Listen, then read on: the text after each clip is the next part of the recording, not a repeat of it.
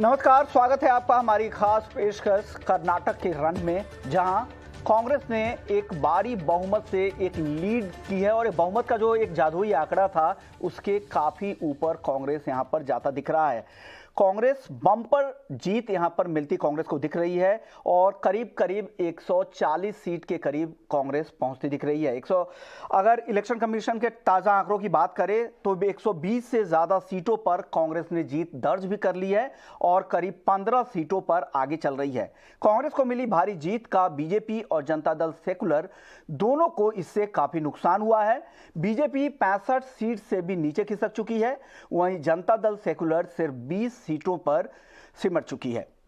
और इस प्रचंड जीत के बाद कांग्रेस में दिल्ली से लेकर बेंगलुरु तक जश्न का माहौल है। हम आपको अब टीवी की स्क्रीन पर दो तस्वीरें एक साथ दिखाएंगे। एक में दिल्ली कांग्रेस मुख्यालय की तस्वीर है, जहां कर्नाटक की जीत का जमकर सेलिब्रेशन चल रहा है। वहीं दूसरी तस्वीर बेंगलुरु की है जी, और सिर्फ दिल्ली और बेंगलुरु में ही नहीं बल्कि छत्तीसगढ़, राजस्थान में भी जीत के जश्न की तस्वीरें आ रही है। हर तरफ कांग्रेस के कार्यकर्ता जमकर जश्न मना रहे हैं इस जीत का, क्योंकि जिस तरह से वापसी हुई है, जिस तरह का मैंडेट कांग्रेस को इस बार मिला है, उसका जश्न यहां पर कांग्रेस के कार्यकर्ताओं में साफ तौर पर देखा जा सकता है। लेकिन पीएम ने, प्रधानमंत्री नरेंद्र मोदी ने इस के बाद एक ट्वीट भी किया है। कर्नाटक विधानसभा चुनाव के नतीजों के बाद पीएम मोदी की क्या प्रतिक्रिया रही है, उन्होंने कांग्रेस पार्टी को जीत की बधाई देते हुए कहा, और बधाई देने के साथ साथ ही उन्होंने बीजेपी के सभी समर्थकों और कार्यकर्ताओं को भी धन्यवाद दिया है। लेकिन और विपक्ष, और अगर राहुल गांधी की अगर बात करें तो उन्होंने इस बम्पर जीत के बाद बीजेपी पर तंज कसते हुए एक अटैक भी किया है। उन्होंने कहा है कि राहुल गांधी ने कहा कि कर्नाटक में नफरत का बाजार बंद हो गया है, और उन्होंने क्या कहा, आइए सुन लेते हैं। कर्नाटक के चुनाव में एक तरफ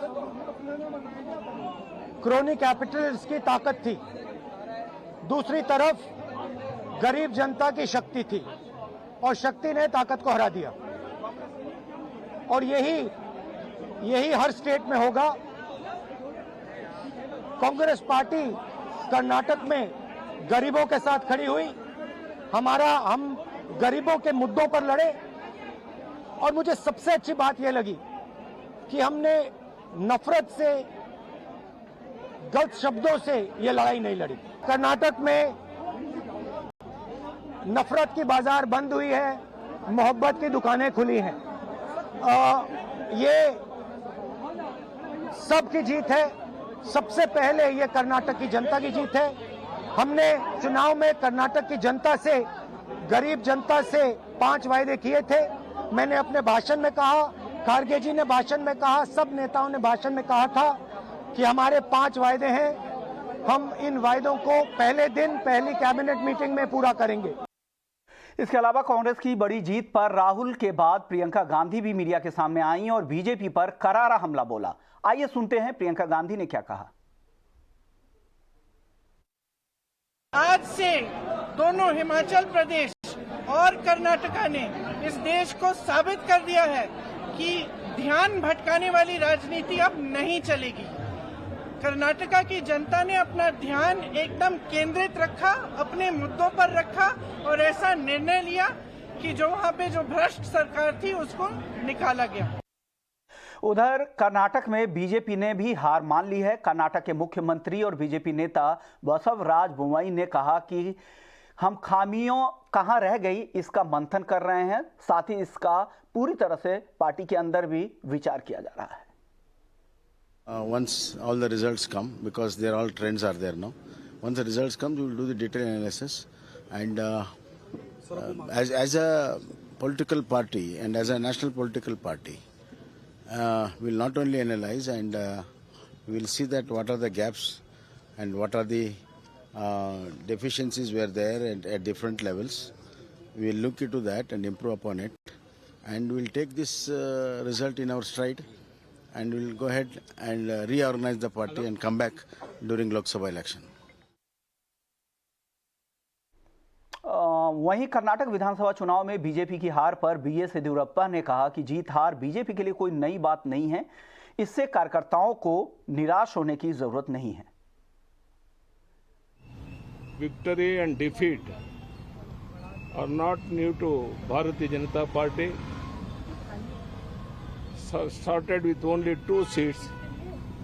BJP has grown to form the government in the state on its own strength. Party workers need not to be panicked by these results.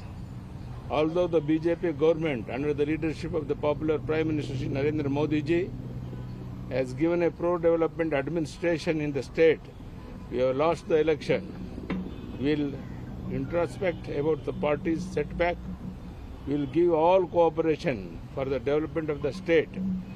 I respectfully accept this verdict of the people of the state. वहीं कर्नाटक में बड़ी जीत पर कांग्रेस नेता DK Shiv Kumar ने बेहद भावुक होकर जनता को धन्यवाद दिया। क्या कहा उन्होंने, आइए सुन लेते हैं।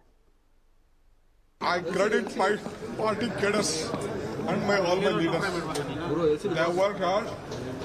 People have exposed faith in us. The leaders have supported us. It is a collective leadership, and we have jointly worked. I have said in the beginning, joining there is a beginning, and the day I put the work. Working together is the progress. Working together is the success. That is what I said on the day. I assured Srimati Sonia Gandhi, Rahul Gandhi, Priyanka Gandhi, and Mr. Mallikarjun Kharge that I will deliver Karnataka. तो ये BJP और कांग्रेस के दिग्गज नेता आप सुन रहे थे कि इस कांग्रेस की जीत के बाद किस तरह का रिएक्शन आया है। हालांकि बीजेपी ने कहा है कि ये हार जीत उनके लिए कोई नई नहीं है और कांग्रेस को उन्होंने बधाई भी दिया है। वहीं जो मुख्यमंत्री बीजेपी के थे उन्होंने तो ये भी कहा कि इस पर मंथन किया जाएगा और प्रधानमंत्री नरेंद्र मोदी ने भी कांग्रेस को इस जीत के लिए बधाई दिया है। लेकिन अब रुक करते हैं, हमारे मेहमान राजनीतिक विशेषज्ञ तेजस मेहता साहब हमारे साथ हैं। सर, स्वागत है आपका ईटी नाउ स्वदेश पर। तेजस जी, सबसे पहला मेरा सवाल होगा, क्या वजह रही बीजेपी की इस फेलियर की कर्नाटका में? क्या बीजेपी के पास कोई बड़ा चेहरा नहीं था क्योंकि येदियुरप्पा को जिस तरह से साइडलाइन किया गया था, ये वजह आप देखते हैं, या कुछ और जो कर्नाटक में पीछे रह गई बीजेपी? देखिए, पहली बात तो विश्व मोहन जी, कर्नाटका के राज्य के लिए, वहाँ के लोगों के लिए ये बहुत ही अहम चुनाव था, क्योंकि पिछले कई सालों से दर्शकों हम देख रहे हैं कि जब भी चुनाव होते हैं तो एक मिली हुई सरकार बनती है, खिचड़ी सरकार जो कहते हैं, या जोड़ तोड़ की सरकार बनती है, और वो सरकारें चलती नहीं है। पिछले 5 सालों में ही कर्नाटका में 3 मुख्यमंत्री हो चुके हैं, और ये जो आखिर वाले मुख्यमंत्री थे श्री बोम्मई जी, वो नेता अच्छे हैं, इंसान भी बहुत अच्छे हैं, लेकिन जो करिश्मा एक चाहिए पूरे कर्नाटका को चलाने के लिए और सब नेताओं को एक साथ जोड़ने के लिए, वो एक करिश्मा वो मिसिंग था, वो दिख नहीं रहा था जो येदियुरप्पा जी में था। आपकी बात सही है कि भाजपा को येदियुरप्पा जी का जो अनुभव था, एक एक्सपीरियंस था, और वो दक्षिण के भाजपा के लिए सबसे बड़े नेता है, वो नहीं मिल रहा था। और उसका भी एक कारण है क्योंकि 80 वर्ष हो गए थे उनके, एक नई पीढ़ी को आने का एक मौका देना चाहिए। और ये जो हम देख रहे हैं, वो एक ऐसा समय चल रहा है भाजपा के लिए कि उनको एक ऐसा टाइम चाहिए कि पार्टी को दोबारा ग्रो करना है। तो यही 3 साल जो मिले थे बोम्मई जी को, ये मौका था कि आप पार्टी को ग्रो कीजिए और इंश्योर कीजिए कि आप अगले चुनाव को जीत पाए। लेकिन जो डिलीवरी मैकेनिज्म्स थे, गवर्नेंस था, वो अच्छी तरह से चल नहीं रहा था। जो एलिगेशंस लग रहे थे, आरोप लग रहे थे, 40% कमीशन, जो करप्ट भ्रष्टाचार का जो आरोप लग रहा था, वो बड़ा आरोप था, और लोगों के मन में एक दिल में एक ऐसा बैठ गया था कि भ्रष्टाचार हो रहा है और मोदी जी के नेतृत्व में हो रहा है। क्योंकि मोदी जी डबल इंजन की बात करें तो राज्य में भ्रष्टाचार क्यों हो रहा है, तो इस बात को लेकर एक नाराजगी थी। आप इन्फ्लेशन की बात की, महंगाई की बात कीजिए तो उस बात की नाराजगी थी, रोजगार के बारे में बात कीजिए तो उस बात की भी नाराजगी हो सकती है। ऐसे काफी ऐसे मुद्दे थे जिस बात की जो साथ में आकर हम देखते हैं कि बीजेपी के आंकड़े अच्छे नहीं हुए हैं। और एक बहुत अहम बात है कि कर्नाटक में हम देखते हैं कि कई बार एक बार मौका मिलता है कांग्रेस को, दूसरी बार मिलता है दूसरी एक पार्टी को। तो ये सिलसिला हिमाचल में हम देखते हैं, राजस्थान में देखते हैं, तो ये कर्नाटका में भी होता है। तो इस वजह से भी एक एंटी मन का इनकम्बेंसी फैक्टर जो होता है, जो सरकार वहां जो मौजूदा सरकार होती है उसके खिलाफ वोट करना, एक ऐसा यहाँ कर्नाटक में एक सिलसिला चलते रहता है, चला इतने सालों चल रहा है, तो वो एक कंटिन्यू हो रहा है, हम देख रहे हैं। यानी जो 38 येडियुरप्पा जी सालों का ने कहा कि इतिहास है कि कोई भाजपा भी को जो सरकार, जो पिछली सरकार थी, यानी जो सत्ताधारी जो सरकार है उसके विपरीत लहर चलती है और उसी का नुकसान यहाँ पर बीजेपी को हुआ है। लेकिन सर, बड़े चेहरे की हम बात कर रहे थे, उनके पास सिद्धारमैया साहब थे, उनके पास डीके शिव कुमार थे, लेकिन उस टक्कर के नेता क्या बोम्मई साहब नहीं थे? और साथ ही जैसा आपने कहा, भ्रष्टाचार को लेकर जिस तरह के मुद्दे कांग्रेस ने बनाए थे, वो नैरेटिव सेट करने में वो कांग्रेस पार्टी कामयाब हो गई। लेकिन आगे की राह कांग्रेस के लिए कितना आसान होगा? क्या 5 साल एक स्टेबल गवर्नमेंट आप कर्नाटका में देख पाएंगे क्या? आंकड़े काफी अच्छे हैं उनके, लगभग 130-40 सीट मिलने वाली है। तो ये काफी एक जो एक सरकार को चलाने के लिए जो 122 मैजिक फिगर है, 113 उससे आगे आ गए हैं, तो उनको कोई अभी दिक्कत है नहीं। तो वो सरकार को आराम से चला सकते हैं। यहाँ अभी तो देखना है कि मुख्यमंत्री कौन बनते हैं, क्योंकि दोनों गुट है और दोनों एक जो डीके शिव कुमार है वो वोकल का लीडर है, तो उनके पास भी एक दबदबा है। लेकिन जो सिद्धरामैया जी है वो पूरे एक स्टेट लेवल के दिग्गज नेता है कांग्रेस के, तो लगता है कि उनका दबदबा ज्यादा चलेगा। उनकी भी उन्होंने कहा है कि ये मेरा आखिरी चुनाव है। वो लगभग 75 इयर्स के हैं और ये 60 साल के डीके शिव कुमार, तो लगता है मौका उनको मिलेगा। इसलिए ये ज्यादा बहस इसके ऊपर ना चले और लोग ज्यादा नाराज ना हो, रिसोर्ट पॉलिटिक्स दोबारा शुरू ना हो जाए। इसकी वजह से अगले 24 घंटे में ही कांग्रेस के जो लेजिस्लेटिव पार्टी है वो मिलेगी और ये जो नए मुख्यमंत्री है वो चूज करेंगे। लेकिन जो हमने सुना है, जो लोग कहते हैं कि सिद्धरामैया जी को जो पूरे कर्नाटका के जो नेता है कांग्रेस से, उनसे समर्थन मिलने की ज्यादा पॉसिबिलिटी है।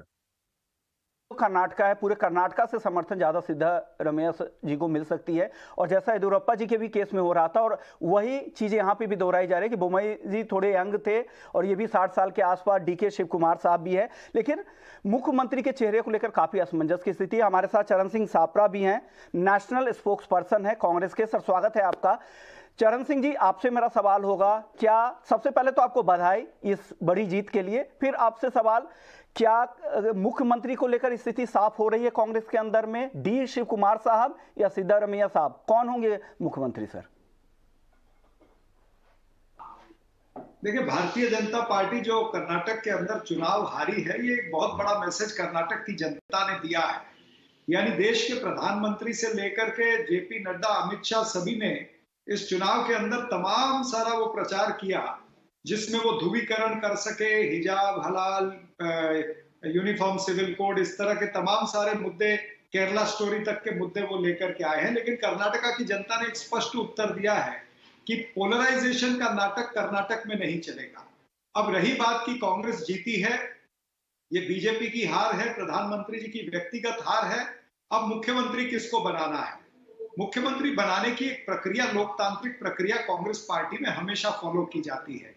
जो चुने हुए विधायक हैं उनकी कल मीटिंग होगी, सीएलपी की मीटिंग होगी, उसमें वो अपनी राय रखेंगे और फिर कांग्रेस हाईकमांड के साथ में चर्चा करके वहां पर नेतृत्व जो है वो तय किया जाएगा। तो मेरे ख्याल से ये एक लोकतांत्रिक प्रक्रिया के जरिए से कांग्रेस पार्टी हर स्टेट में जाती है और कर्नाटका में भी उसी तरह से जाएगी और उसी तरह से मीडिया को भी पता चलेगा। ओके, अब तेजस, आपसे मेरा एक और सवाल होगा कि क्या इस तरह के फॉर्मूले पे काम क्या कांग्रेस कर सकती है क्या? क्योंकि ये तो स्पोक्स पर्सन है, वो उस पर बयान तो उतनी सफाई से अभी दे नहीं पाएंगे, क्योंकि एक डेमोक्रेटिक प्रक्रिया है, उसके जरिए ही पार्टी कोई जाती है।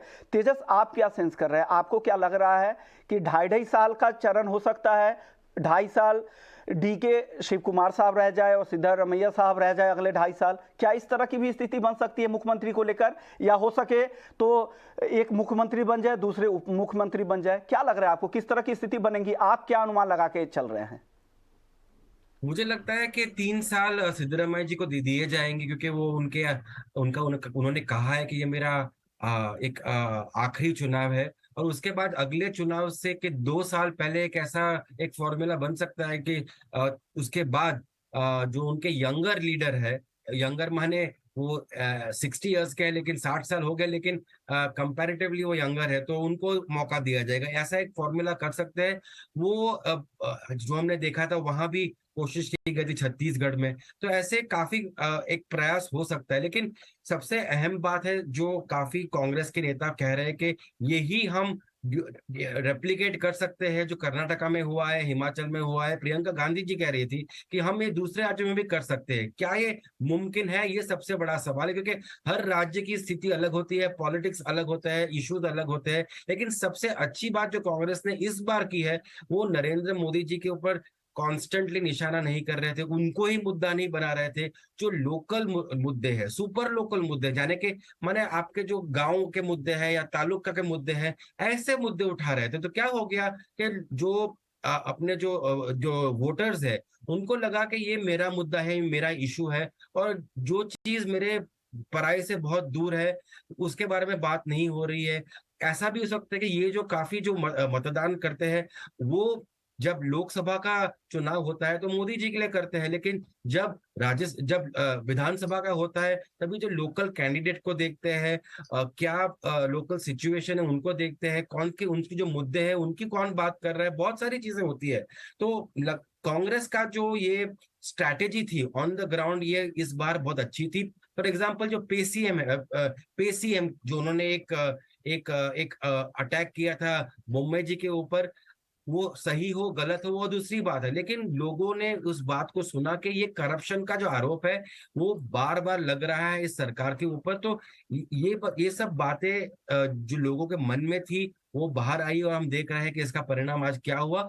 बहुत बड़ी चुनौती होगी, और ये बहुत बड़ी जीत है कांग्रेस के लिए। भाजपा के लिए मानता हूं कि उनको पैनिक करने की जरूरत है नहीं, ये हार जरूर है उनके लिए, उनको सीखना चाहिए, लेकिन इतनी बड़ी हार नहीं है 2024 के इलेक्शन के सामने, क्योंकि उनके पास बहुत सारे राज्य है। लेकिन वो जरूर इस बात को समझेंगे, सीखेंगे, और जो नेक्स्ट पीढ़ी है उनकी, जो उनके दल में जो युवा नेता है वो जो सामने उभर के आ सकते हैं, उनको और 5 साल मिलेंगे ऑपोजिशन में रहकर, और वो फिर आगे सामने आ सकते हैं जनता के पास 5 साल के बाद। तो लोकतंत्र के लिए हमारे जो अलग अलग दल है उनके लिए ये एक अच्छा दिन है, क्योंकि सबको मौका मिल रहा है। और सबसे बड़ी बात जो सब कह रहे हैं कि जो जनता का आदेश है वो अल्टीमेटली वो ही अहम है, वो ही सबसे महत्व है। बिल्कुल बिल्कुल सही कहा। जनता का आदेश है तो उस तरह की एक स्टेबल सरकार की उम्मीद भी कर रहे हैं, और कांग्रेस को मैंडेट दिया है तो डेफिनेटली ये सरकार एक स्टेबल सरकार की उम्मीद में लोगों ने वोट किया भी होगा। लेकिन 2024 के चुनाव से पहले जिस तरह के बड़े राज्यों के चुनाव हैं इस साल, चाहे वो एमपी के हो, राजस्थान के हो, छत्तीसगढ़ के हो, तेलंगाना में चुनाव है, तो इन राज्यों के जो चुनाव हैं उन चुनाव पर भी क्या इसका असर होगा? कुछ चीजें स्पिल ओवर होकर वहां तक भी जाएंगी इस तरह के मुद्दों के साथ? क्या वहां पर भी लोकल चुनाव लड़े जा सकते हैं? जिस तरह आपने बात कही कि कर्नाटक में लोकल मुद्दों को ज्यादा वोकल हो रहे थे कांग्रेस पार्टी बजाय नेशनल मुद्दों को लेकर, क्या इन चीजों का फायदा उठाने की राज्यों में भी कोशिश होगी क्या? तेज छोटा जवाब दीजिएगा प्लीज। देखिए, आप हमेशा मोदी जी के विरोधी बोलेंगे तो वो लोगों को जमेगा नहीं, क्योंकि ऐसे मैंने कहा कि बहुत सारे ऐसे वोटर्स होते हैं जो लोकसभा के लिए बीजेपी को देते हैं और लोकल इलेक्शंस के लिए कांग्रेस को देते हैं। तो आपको अपनी रणनीति जो है वो कॉन्स्टेंटली बदलनी पड़ेगी। और आपकी बात 100% सही है कि जो लोकल करना है वही आगे जाके कांग्रेस के लिए एक बड़ी एक रणनीति हो सकती है, पॉलिटिकल राजनीतिक रणनीति अगले चुनाव के लिए। कहीं भी हो, जो लोकल मुद्दे हैं उसको सामने लाइए, जो आपके लोकल जो लीडर्स हैं उनको सामने लाइए, जो अच्छे लीडर्स हैं उनको आप दिखाइए। और बिल्कुल सही बात है, जो अच्छे लीडर्स हैं उनको आपको लेकर आना पड़ेगा तभी, और आपको भी अपनी गियर चेंज करनी पड़ेगी, जो गियर बदल के फिर नए तरीके से नए स्ट्रेटजी के साथ आपको काम करना पड़ेगा। हमारे साथ आशीष कपूर साहब हैं, सीईओ हैं इन्वेस्ट शॉपी के, और बाजार के नजरिए से समझते हैं कि इसका क्या असर होगा इस चुनाव का। आशीष जी, कर्नाटक के अगर लोकसभा सीट्स में अगर सीट शेयर की अगर बात करें तो सिर्फ 5% है। हालांकि बीजेपी ऐसा नहीं कि पूरा 5% यहाँ इससे कम हो जाएगा, उनकी सीट परसेंटेज कम जरूर हुई होगी, तो बहुत माइनर है। ऐसे में क्या लगता है बाजार किस तरह से रिएक्ट करेगा, या बाजार उन मुद्दों को देखेगा जैसे जो इकोनॉमिक नंबर्स है, चाहे वो पीएलआई स्कीम को लेकर हो, चाहे वो जीएसटी को जो रिकॉर्ड नंबर्स हो, एफआईआईस की जो जिस तरह की बाइंग हो रही है, उन नंबर्स पे ज्यादा नजर है? बाजार ने डिस्काउंट कर रखा था पहले से कि कांग्रेस आ रही है, या अभी भी लग रहा है कि कांग्रेस ने बड़ी जीत दर्ज की है तो बाजार पर इसका एक निगेटिव असर भी हो सकता है? आशीष जी।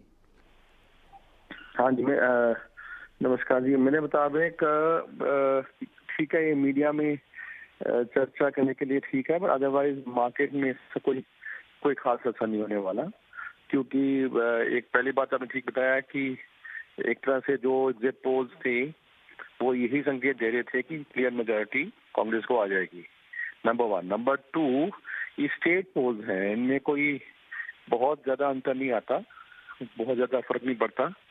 और तीसरी जो इकोनॉमिक न्यूज है वो पॉजिटिव है, और ये भी हमने कई बार देखा है कि स्टेट पोल्स में और अब जो इलेक्टोरेट है काफी विजिलेंट हो गया है। म्युनिसिपल वो इलेक्शन में अलग वोट पैटर्न होता है, स्टेट इलेक्शन में अलग होता है, सेंटर में अलग होता है, तो ऐसा कोई बहुत ज्यादा इंटरप्रिटेशन इसका या कोरिलेशन ये नहीं करने वाला बाजार। और दूसरा, अगर थोड़ा बहुत कंसर्न था वो पहले ही पता था, या तो सरप्राइज होता, या तो एग्जिट पोल्स और पहले के पोल्स जो थे आ रहे थे वो सब बता रहे होते कि बीजेपी जीत रही है, अब ये रिजल्ट आता तो फिर शायद एक थोड़ा नीजक रिएक्शन हो सकता था, पर क्योंकि अनुमान भी यही था तो मेरे को नहीं लगता कोई इसमें अंतर पड़ने वाला है। मार्केट के लिहाज से ये कोई बहुत बड़ा इवेंट नहीं है, ऑलमोस्ट नॉन इवेंट की तरह है, और मार्केट जो नॉर्मल क्यूज है वो लेकर चलेगा। ग्लोबल क्यूज थोड़े से वीक थे फ्राइडे को, वो उस पर नजर रखनी चाहिए, और बाकी जो अपने इकोनॉमिक इंडिकेटर्स थे वो पूरे पॉजिटिव। बिल्कुल सही बात है, बिल्कुल सही बात है। जिस तरह की इकोनॉमिक नंबर है, चाहे वो मजबूत क्रेडिट ग्रोथ की बात हो, कैपेक्स प्लान हो, पीएलआई की तरफ जितना एग्रेसिव स्टांस है सरकार का, जीएसटी कलेक्शन तो रिकॉर्ड लेवल दिखा ही रहा है, साथ ही बैंकों के एसेट क्वालिटी में भी सुधार दिख रहा है, साथ ही ग्रेन प्रोडक्शन के जिस तरह के नंबर आ रहे हैं वो रिकॉर्ड उत्पादन का अनुमान है, साथ ही मौसम विभाग का जैसे हमने देखा भी था कि उन्होंने इस बार भी अल्नीनो की संभावना है, लेकिन उसके बाद भी मानसून नॉर्मल रहने की संभावना है। तो सारे जो इंडिकेटर्स है, जो इकोनॉमिक इंडिकेटर्स है, वो काफी स्ट्रांग लग रहे हैं। आगे इसके अलावा और कौन से ऐसे ट्रिगर होंगे आशीष जी जो बाजार को यहां से ड्राइव कर सकते हैं कर्नाटक चुनाव के विपरीत? देखिए, जैसे मैंने बताया, जो इकोनॉमिक इंडिकेटर्स हैं they are quite positive. Inflation cool off हो रहा है अंतर्राष्ट्रीय इकोनॉमी में भी, यहाँ पर भी, दैट इज वेरी पॉजिटिव। और एफआईआईएस के लगातार पिछले 20-25 ट्रेडिंग सेशन से लगातार बाइंग आ रही है, अच्छी मात्रा में बाइंग आ रही है, वो एक पॉजिटिव इंडिकेटर है। आपके जो इकोनॉमिक वैसे इंडिकेटर्स हैं, मैन्युफैक्चरिंग के नंबर्स हैं और कॉर्पोरेट रिजल्ट्स जो आए हैं अभी तक, वो बाय एंड लार्ज अनुमान से बेटर आए हैं। All those are positive indicators, और मेरे मुताबिक मार्केट उस पर ज्यादा फोकस करे। हमारे साथ कांग्रेस के प्रवक्ता भी है चरण सिंह जी, अब आपसे मेरा सवाल होगा, क्या लग रहा है जो कर्नाटक में जो चुनाव में जो कांग्रेस की जो जीत हुई है और बीजेपी की हार, तो बीजेपी की फेलियर और आपकी जीत के पीछे आप क्या रीजन देख रहे हैं? देखिए, कांग्रेस पार्टी की इस जीत के अंदर डीके शिव कुमार खुद कह चुके हैं कि इसमें पूरी कांग्रेस पार्टी को वो क्रेडिट देना चाहते हैं। यानी राहुल गांधी जी की जो पदयात्रा थी, भारत जोड़ो यात्रा, उसके अंदर पार्टी एक्टिवेट हुई, कार्यकर्ता जुड़ा, लोगों का भी जुड़ा हुआ, वो एक शुरुआत थी। उसके बाद में सारे संगठन को संगठित बांध करके रखना, और फिर सभी लीडर्स जो बड़े नेता हैं, चाहे वो सिद्धरामैया जी हैं, डीके शिव कुमार जी हैं, एमबी पाटिल जी हैं, अनेक सारे, और परमेश्वर जी हैं, खड़गे साहब, ये तमाम सारे लोगों के बीच में एक बॉन्डिंग फैक्टर था, जिसमें मुझे लगता है कि आदरणीय खड़गे साहब जी का भी बहुत बड़ा रोल था। तो सभी नेताओं ने मिलकर के चुनाव लड़ा है, और हमने vocal for local in issues को हमने उठाया कि जो जनता के मुद्दे थे, बेरोजगारी का मुद्दा था, महंगाई का मुद्दा था, किसानों की एमएसपी की वहां पर समस्या थी, वहां पर बिजली की समस्या थी। हमने ये सारी चीजों को ध्यान में रखते हुए हमने जो 5 गारंटी दी है, जो हमने गृह लक्ष्मी, और ज्योति की स्कीम दी है जो लाइट मुफ्त में देनी है, या अन्न भाग्य योजना जो थी, या फिर इस तरह से युवाओं के लिए निधि जो अनाउंस करी, महिलाओं के लिए मुफ्त जो बस के अंदर ट्रेवल, ये सारे जमीन से जुड़े हुए मुद्दे थे। तो जो वोकल फॉर लोकल था उसी को कर्नाटक की जनता ने वोट दिया है। तो जो हमारी जीत हुई है वो कुल मिलाकर के देखेंगे तो एक गली के कार्यकर्ता से लेकर के हमारे दिल्ली के वरिष्ठ नेता तक सभी का उसके अंदर योगदान था। अगर ऐसा कहा जाए तो वो उचित रहेगा। ओके, यानी जैसा तेजस कह भी रहे थे कि जिस तरह से वहां पर लोकल मुद्दों को उठाए गए थे, जितने वोकल थे कांग्रेस पार्टी वहां पर, और जिस तरह से उन्हें स्ट्रैटेजी बनाई थी उसका फायदा यहां पर मिला था। शुक्रिया चरण सिंह जी आपका, साथ ही आशीष जी आपका, और साथ ही तेजस मेहता जी आपका। आप लोगों ने वक्त निकाला और बताया कि किस तरह की स्थिति अब कर्नाटक में बनी और एक स्टेबल गवर्नमेंट की तरफ जा रही है। लेकिन केंद्र के चुनाव अलग होते हैं, राज्यों के चुनाव अलग होते हैं, इनसे दोनों के मुद्दे अलग अलग होते हैं। और जहां तक बाजार की बात है, आशीष जी जैसा कह भी रहे थे, इकोनॉमिक इंडिकेटर्स काफी स्ट्रांग है, जिस तरह के रोबस्ट नंबर आ रहे हैं इकोनॉमी में, उस वजह से यहाँ पर बाजार को लेकर चिंता नहीं है। हालांकि ये साउथ का जो स्टेट है कर्नाटक, उसमें वोट परसेंटेज की अगर बात करें तो लोकसभा सीट्स में कुल सीट्स में सिर्फ 5% हिस्सा आता है। उसमें 5% में भी ऐसा नहीं है कि बीजेपी सारी लूज कर जाएगी, या ऐसा नहीं है। तो थोड़े बहुत 1-2% अगर वहाँ पे लूज है तो इसका कोई माइनर इंपैक्ट होगा, सेंटिमेंट के तौर पर इसका असर हो सकता है। तो कर्नाटक के रन की इस खास पेशकश में फिलहाल इतना ही, लेकिन बाकी खबरों के लिए आप बने रहिए ET Now स्वदेश के साथ। नमस्कार।